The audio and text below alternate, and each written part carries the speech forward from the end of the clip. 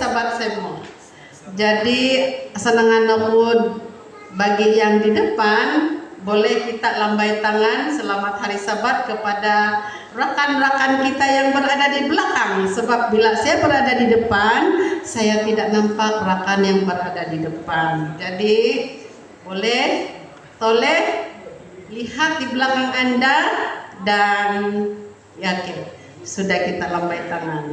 Jadi itulah salah satu ikatan persahabatan kita di dalam gereja ini. Salah satu ikatan kita yang penuh dengan kasih.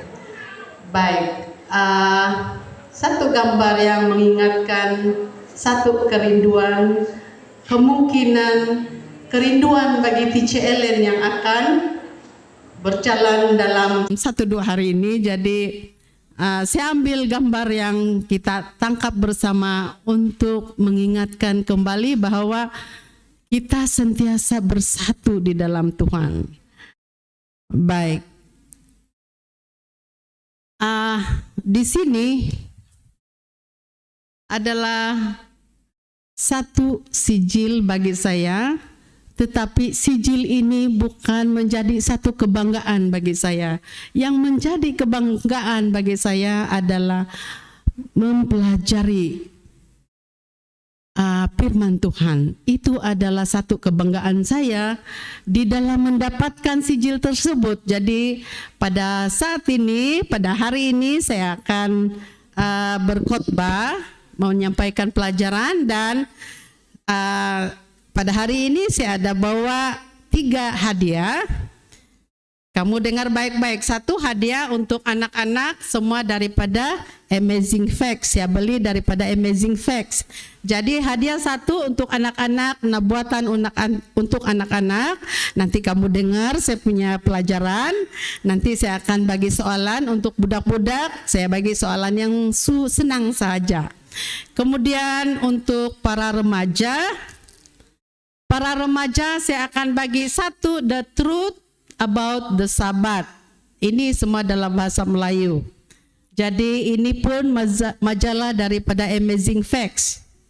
Dan untuk dewasa, tidak adil juga, dewasa juga saya akan bagi 1 hadiah pemenang kuis, sebuah rancangan ilahi bait suci Yahudi di dalam sejarah nubuatan dan kehidupan Anda. Ini juga adalah buku daripada Amazing Facts. Semua adalah tulisan daripada Roh Nubuat yang dicetak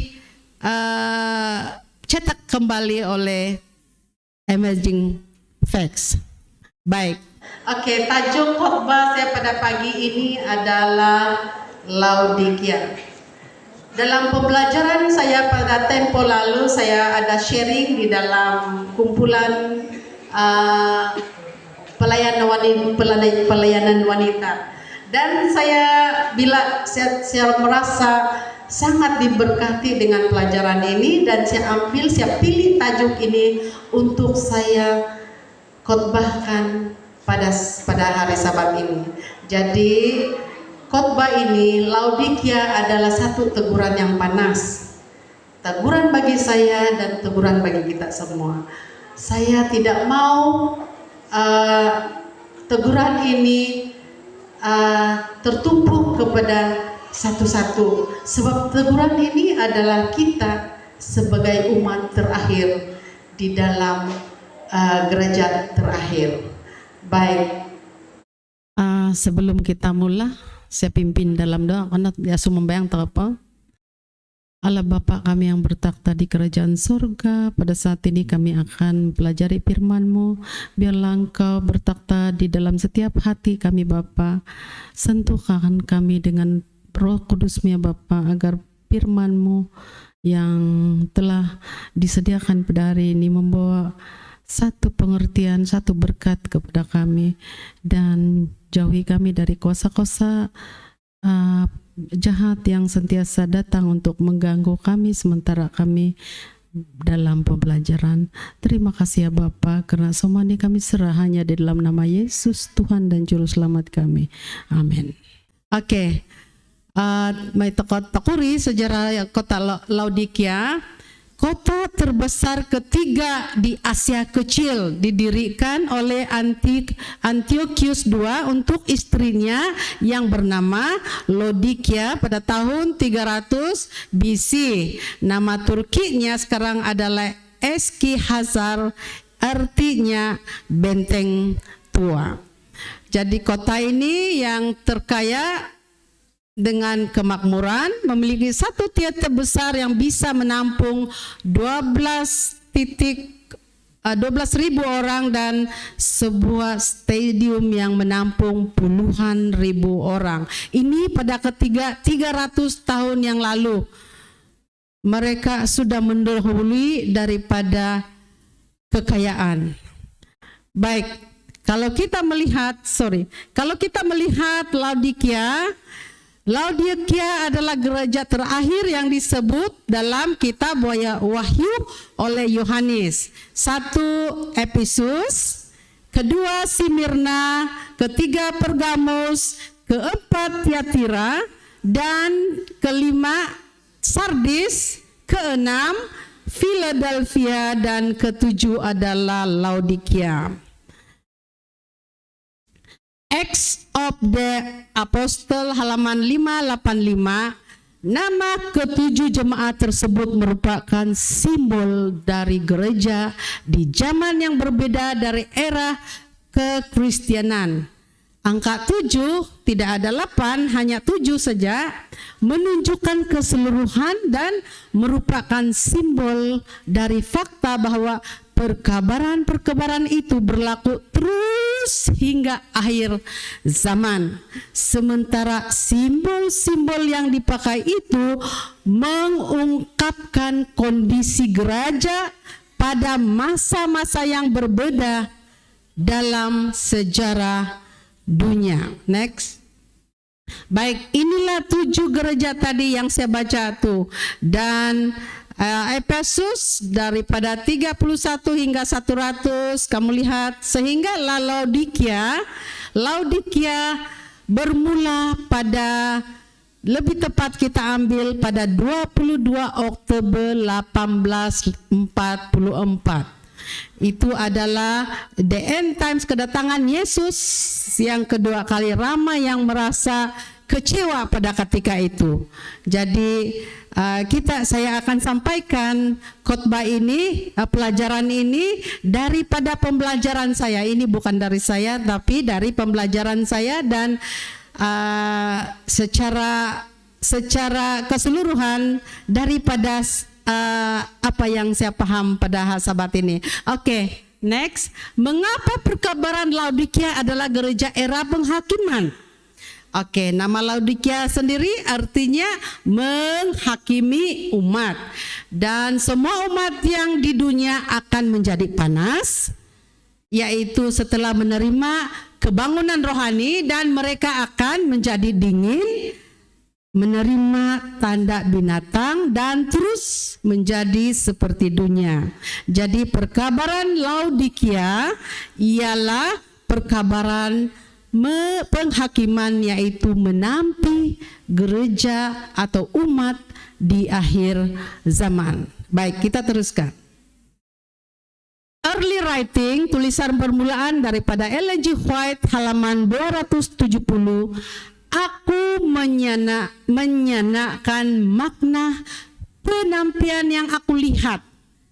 Itu pentingnya penglihatan di Ellen G. White, ditulis Daud Hilal, tulisan buku permulaan, dan ditunjukkan bahwa itu akan diakibatkan oleh kesaksian tegas.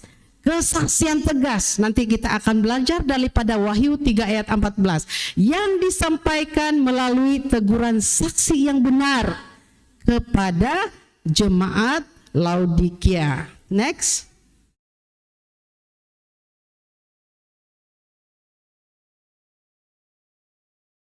Oke, di dalam SDA Bible Commentary Volume 7, perkabaran kepada gereja Laodikia terutama berlaku bagi umat Allah hari ini. Itu adalah suatu perkabaran kepada yang mengaku Kristen, yang telah menjadi begitu mirip dunia hingga tidak tampak perbezaannya. Jadi mengaku Kristen tetapi mirip dengan dunia. Next. Dalam early writing halaman 270 juga, ini akan memberi kesan pada hati orang yang menerima yang dituliskan dalam kesaksian daripada yang tegas tadi itu, dan akan membawanya untuk meninggikan standar dan mencurahkan kebenaran yang hakiki. Ada yang tidak mau menerima kesaksian ini, mereka akan melawannya, dan ini akan menyebabkan suatu penampian di antara umat Tuhan. Next. Kita akan mempelajari identity Yesus kepada jemaat Laodikia yang terdapat dalam Wahyu 3 ayat 14, 15, 16 dan seterusnya akan saya baca nanti. Oke, dalam ayat 14, dan tuliskanlah kepada malaikat jemaat di Laodikia. Inilah firman dari Amin, kesaksian tegas tadi itu, saksi yang setia dan benar, permulaan dari ciptaan Allah. Kemudian ayat 15, aku tahu segala pekerjaanmu, engkau tidak dingin dan tidak panas. Alangkah baiknya jika engkau dingin atau panas. Ayat 16, jadi karena engkau suam kuku dan tidak dingin atau panas, aku akan memuntahkan engkau dari mulutku. Next.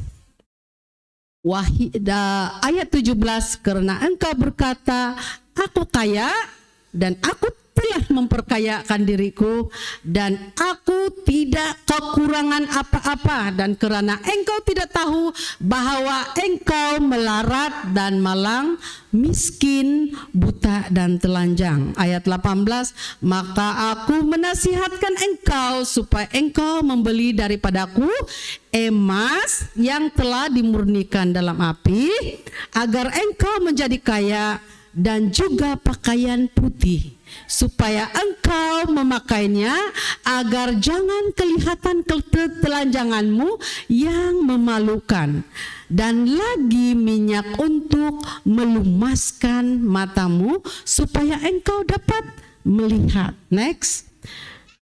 Ayat 19, barang siapa kukasihi, ia kutegur dan kuhajar.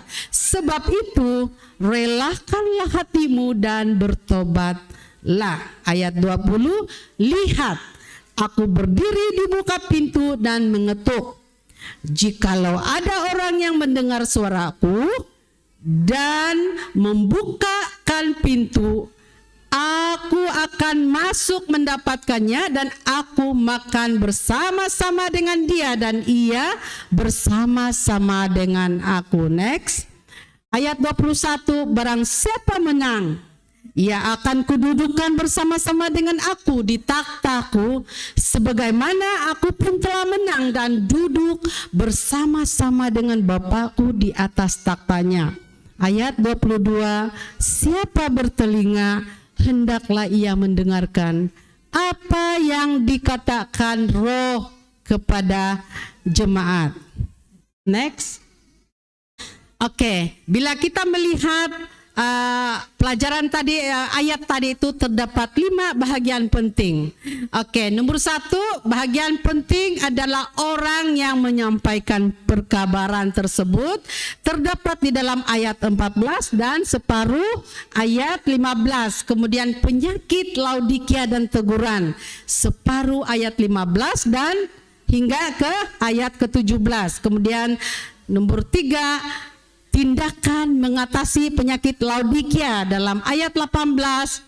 Bahagian keempat, apa tujuan perkabaran Laodikia dalam ayat 19 dan 20. Kemudian bahagian kelima, ada pahala bagi mereka yang menerima perkabaran ini, ayat 21 dan 22. Next. Oke, kita teruskan orang yang menyampaikan perkabaran. Kita sudah baca Yang menuliskan ini adalah firman dari Amin, saksi setia, benar dan benar, permulaan dari ciptaan Allah. Next. Oke, Jesus is Amen. Terambil daripada firman Tuhan dalam Yesaya 65 ayat 16. Allah adalah Amin. Kata Amin digunakan di dalam Alkitab untuk menegaskan suatu kebenaran atau suatu kepastian. Tuhan adalah Allah Amin yang teguh, pasti setia, tidak dapat berubah. Dia segalanya benar. Jika dia berjanji, maka dia akan menjamin itu benar dan aku akan dilakukan seperti dalam 2 Korintus 1 ayat 20. Sebab Kristus adalah Ia bagi semua janji Allah. Kita telah melihat bahwa Yesus adalah Alfa dan Omega, permulaan dan akhir. Jadi tidak ada sebab mengapa kita tidak percaya akan Yesus. Next. Yesus adalah saksi setia dan benar. Kata ini adalah kelanjutan dari Amin. Artinya apa yang Yesus katakan itu adalah benar. Jika Yesus berbicara, maka itu adalah setia dan benar, dapat dipercayai, sangat akurat, bisa diandalkan. Dia adalah jalan kebenaran dan hidup. Dia adalah saksi yang sempurna. Dalam Yohanes 3 ayat 31 hingga 33, siapa yang datang dari atas adalah di atas semuanya. Siapa yang berasal dari bumi termasuk pada bumi dan berkata-kata dalam bahasa bumi. Siapa yang datang dari sorga adalah di atas semuanya.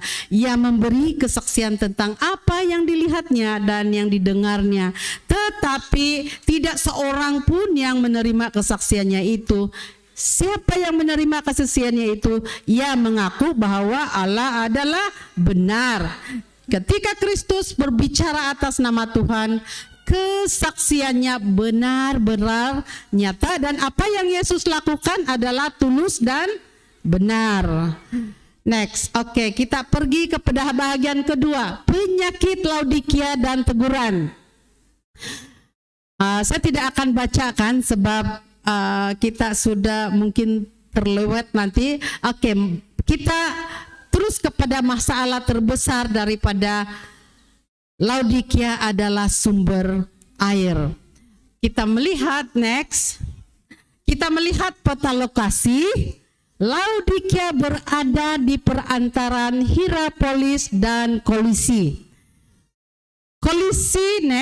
Kolisi adalah terkenal dengan sumber air yang segar, manakala Hierapolis adalah mempunyai air yang panas.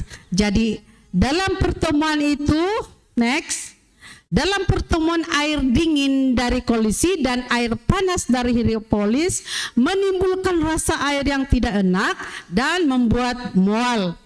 Tidak heranlah Yesus sering mengatakan, aku akan memuntahkan kamu. Air yang membuat Yesus menjadi mual. Jadi teruskan. Oke, apakah yang membuat Yesus memuntahkan gereja Laodikia tadi? Sebab air.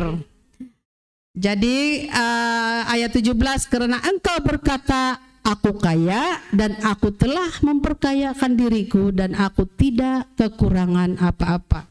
Dan karena engkau tidak tahu bahwa engkau melarat dan malang, miskin, buta dan telanjang. Next.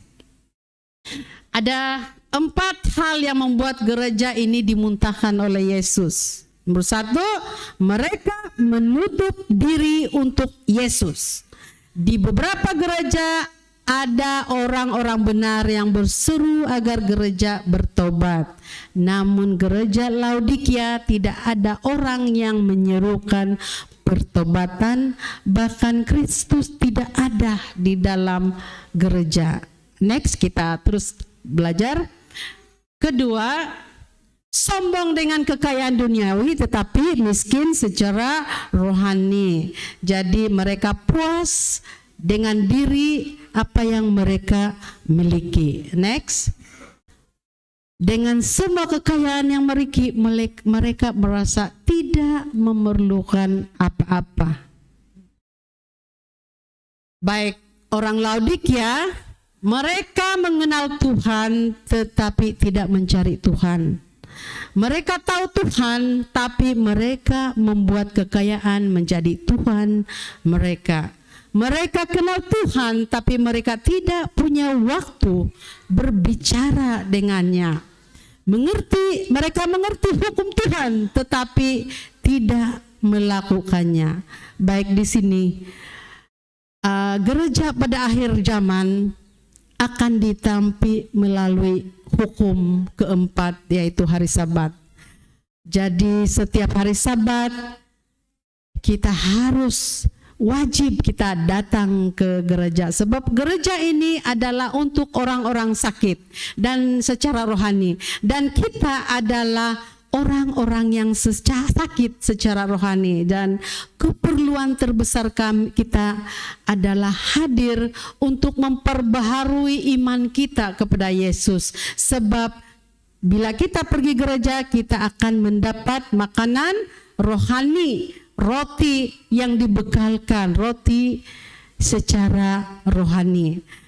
Jadi satu keperluan bagi kita untuk menurut hukum Tuhan. Selain daripada hukum hari Sabat, begitu juga dengan hukum kesehatan.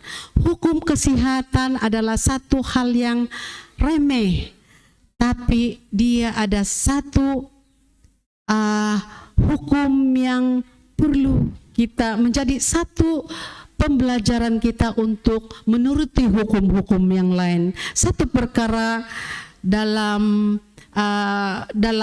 pengalaman yang saya telah lalui, kawan-kawan saya kebanyakan orang-orang Muslim, dan saya sangat terharu dengan mereka sebab mereka sangat menjaga makanan saya. Bila saya bersama-sama mereka di pejabat, mereka akan pastikan sayur itu tidak ada campur dengan belacan ataupun udang. Itu yang bila saya bersama dengan mereka di meja itu, mereka akan nyatakan kepada saya, jangan ambil sebab ada udang, jangan ambil sebab ada belacan. Jadi satu yang sangat membuat saya terharu dengan mereka, sebab mereka adalah Muslim. Dan apa kata kalau kita sebagai orang yang sisa, perbuatlah itu sebagai satu permulaan kepada peralihan kepada satu tabiat, sebab hukum kesehatan adalah satu penyumbang kita untuk terus menyembah dengan Tuhan. Oke, orang Laodikia juga mereka ada hampir di semua gereja, seminar dan rumah tangga Kristen. Mereka ada di dalam diri pendeta-pendeta. Ini adalah slide yang saya ambil daripada pendeta Gary Takaria. Sebab saya tidak ubah, yang ini saya tidak ubah dan saya teruskan untuk khotbahkan pada hari ini. Oke, sombong dengan kerohanian mereka, sombong dengan pengetahuan mereka. Next. Ada nomor 3. Oke. Ketiga, tadi ada 4. Yang ketiga, orang Laodikia tidak menyadari kondisi diri mereka. Orang Laodikia pintar menilai orang lain daripada diri sendiri. Kalau kita melihat di dalam Matius 23, satu pasal 23 tersebut adalah orang Farisi yang sombong.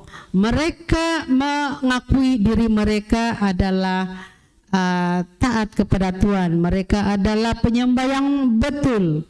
Padahal Yesus telah menegur mereka disebabkan mereka angkuh.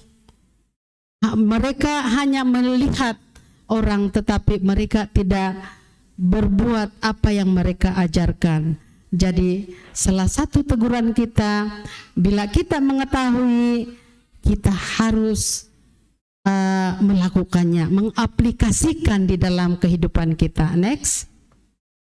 Baik, bahagian keempat, gereja Laodikia tidak mengikuti prioritas hidup mereka. Tidak ada priority untuk Tuhan bagi orang Laodikia. Manusia, mereka terlalu sibuk dengan menguruskan luar dari diri mereka, dan mereka melalaikan hal-hal rohani yang membentuk tabiat mereka. Dan saya merasa di dalam pelajaran sekolah sahabat kita pada triwalan yang sebelum dan sekarang adalah satu pelajaran sekolah sahabat yang menegur kita,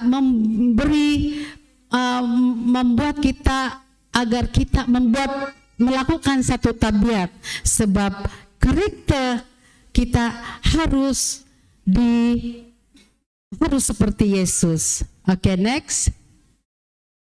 Di dalam Matius 7 ayat 22 hingga 23, pada hari terakhir banyak orang yang berseru kepadaku, Tuhan, Tuhan, bukankah kami bernubuat demi namamu dan mengusir syaitan demi namamu dan mengadakan banyak mukjizat demi namamu juga?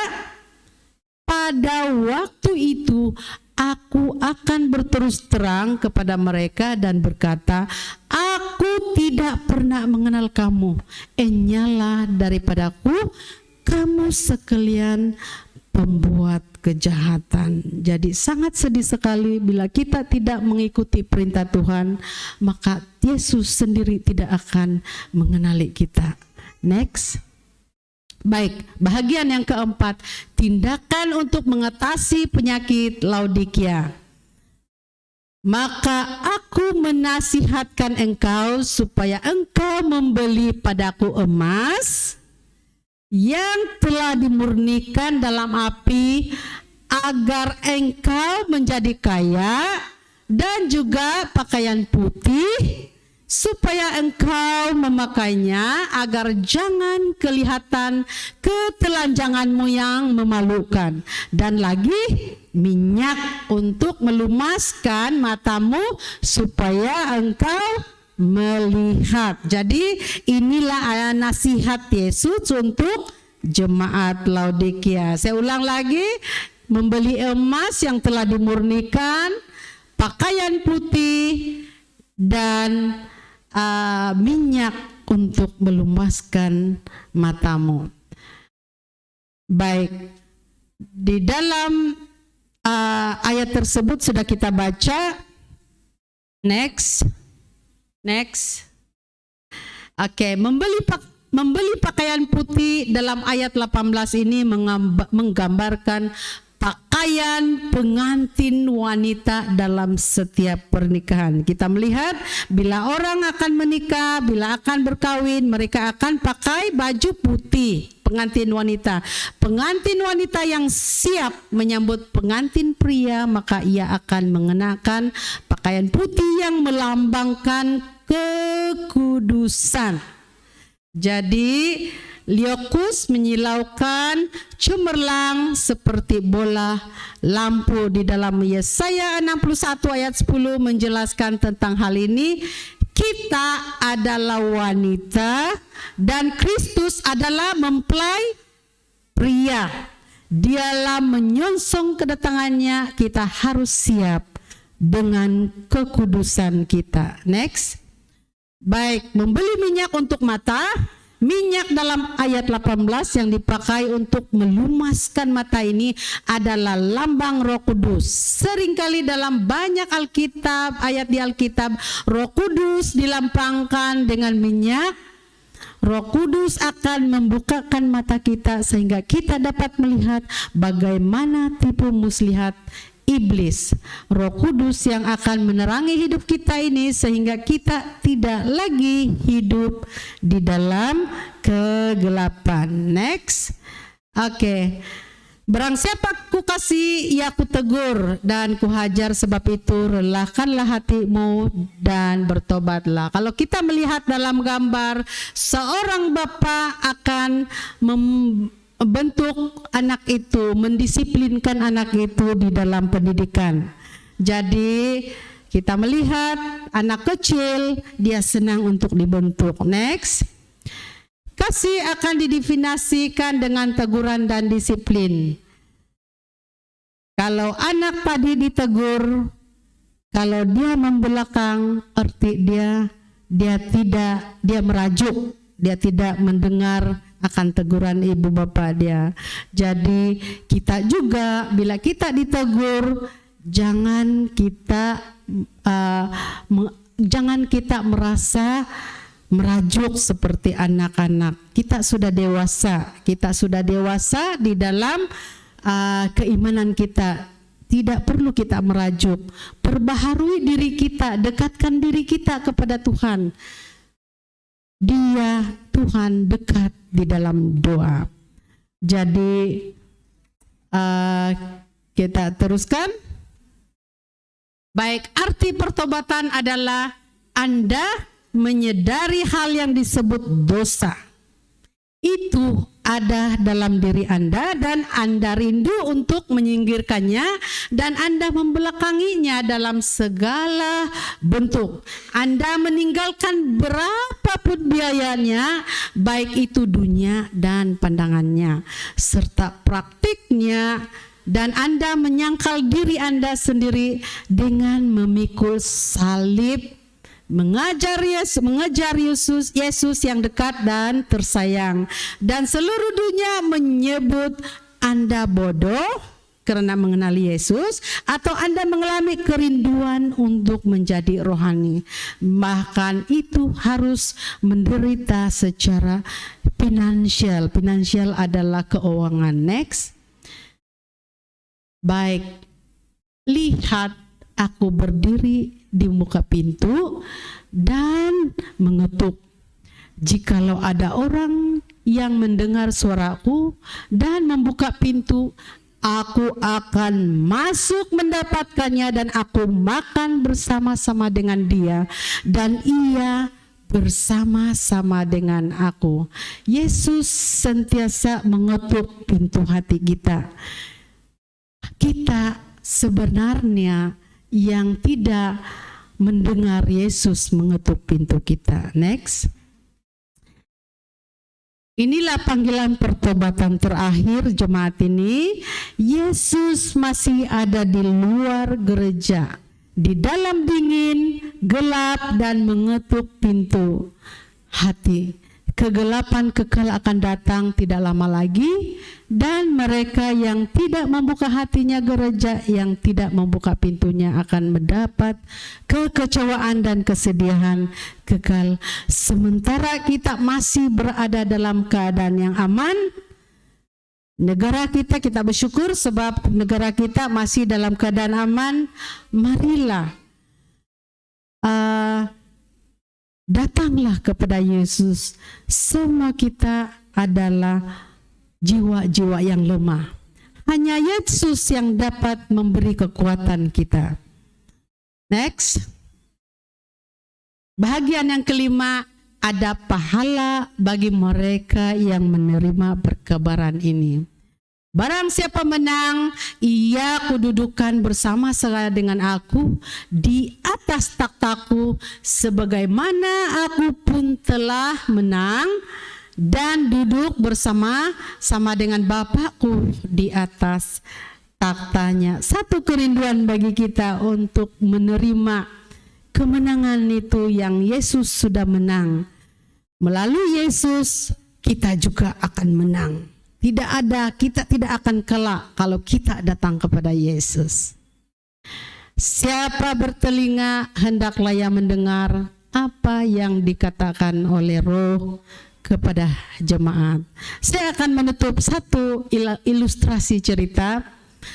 Pada malam hari, seorang tuan rumah telah didatangi oleh seorang yang telah mengetuk pintu. Tuan rumah tersebut datang ke pintu itu, mengarah ke pintu itu dan membuka pintu tersebut. Dan bila dia melihat Yesus ada di luar. Kemudian dia bawa Yesus itu masuk dan dia katakan, Yesus, saya telah sediakan bilik kamu di atas dan perbuatlah apa yang kamu buat di atas. Baik, Yesus telah naik ke atas bilik itu dan dia berada dalam bilik itu. Kemudian tuan rumah itu kembali ke tidur ke bilik dia dan beberapa masa, tidak sampai 2-3 jam, dia telah ditegur, dia telah diketuk kembali, pintu dia diketuk kembali. Kemudian dia bangun dan menghalah ke pintu tersebut. Dan dia membuka pintu tersebut. Dia melihat, Satan. Jadi Satan telah datang dan dia telah menjemput Satan itu datang ke rumah tersebut dan dia telah mengarahkan Satan itu. Dia tidak menyediakan bilik, tapi dia cakap, Satan, perbuatlah apa yang kamu boleh buat di dalam rumah ini. Kemudian tuan rumah tersebut masuk ke biliknya dan dia berada dalam biliknya dan sepanjang 3 hari itu dia mengalami pergumulan. Dia tidak dapat tidur, dia merasa sesuatu yang tidak enak di dalam kehidupan dia. Jadi pada saat itu selepas 3 hari dia mengingat Yesus ada di atas. Lantas itu dia terus naik ke bilik atas dan mengetuk pintu Yesus. Kemudian Yesus dengan segera membuka pintu tersebut. Yesus, kamu berada di sini. Kenapa kamu tidak tolong saya? Yesus menjawab, kamu hanya maukan saya untuk berbuat hanya di dalam bilik ini. Kalau kamu mengatakan perbuat untuk seluruh di dalam bilik ini, maka saya akan berbuat. Jadi, ilustrasi ini adalah hati kita yang tidak sepenuhnya menempatkan Yesus di dalam jiwa kita. Kalau kita menempatkan Yesus, tetapi separuh jiwa kita masih menempatkan Satan atau di duniawi, maka kita tidak boleh menjadi ada 2 Tuhan. Hanya 1 Tuhan yang membuat kita terus berada dalam iman yang tetap setia. Jadi itu saja pelajaran kita pada pagi ini. Terima kasih atas perhatian dan kiranya Tuhan memberkati semua. Jadi saya akan bagi 1 soalan. Baik, untuk kanak-kanak punya hadiah, saya hadiah buku buatan untuk anak-anak yang bersekolah di sekolah rendah. Kalau kamu dapat jawab, angkat tangan dan jawab soalan. Oke. Soalannya macam ini, dengar. Siapakah Amen dalam Wahyu 3 ayat 14? Siapakah Amen dalam Wahyu 3 ayat 14? Siapa boleh jawab? Siapa? Oke, terima kasih. Mari sini.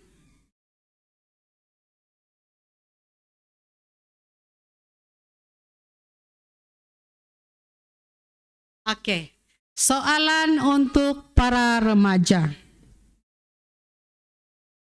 Dalam Wahyu 3 ayat 18, Yesus telah menasihati jemaat Laodikia dan ada 3 item yang Yesus tawarkan secara percuma. Nyatakan ketiga item tersebut. Siapa boleh jawab? Angkat tangan. Masa saya menerangkan tadi, saya ulang. Siapa boleh jawab? Bagi yang remaja, saya akan bagi 1 hadiah untuk The Truth About Sabat. Ini adalah 1. Oke.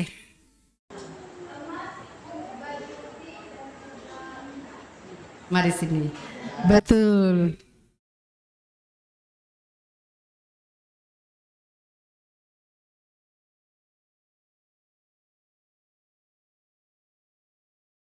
Emas yang dimurnikan dalam api, pakaian putih yaitu melambangkan kekudusan, minyak untuk melumaskan matamu yaitu Roh Kudus. Oke, untuk soalan seterusnya kepada para ibu bapak. Sebutkan 2 jenis penyakit jemaat Laodikia. Siapa boleh jawab? Sebutkan 2 jenis penyakit Laodikia. Hadiah Anda adalah buku Bait Suci Yahudi. Bait Suci adalah dia merupakan satu buku untuk memperjelaskan berkaitan dengan Bait Suci. Saya ulang soalan. Sebutkan 2 jenis penyakit jemaat Laodikia. Boleh? Mari nanti kita lambat. Semua saya rasa semua boleh nih, tapi oke. Mari. 1. Sombong dengan kekayaan duniawi. 1 lagi, orang tidak menyadari priority dalam kehidupan Tuhan. Baik, terima kasih. Mari sini.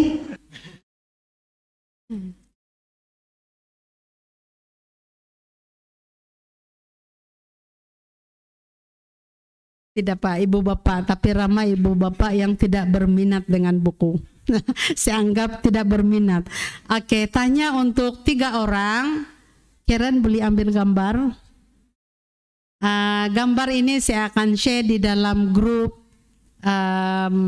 grup pembelajaran kami. Oke, tanya dan terima kasih semua. Terima kasih atas perhatian kamu semua.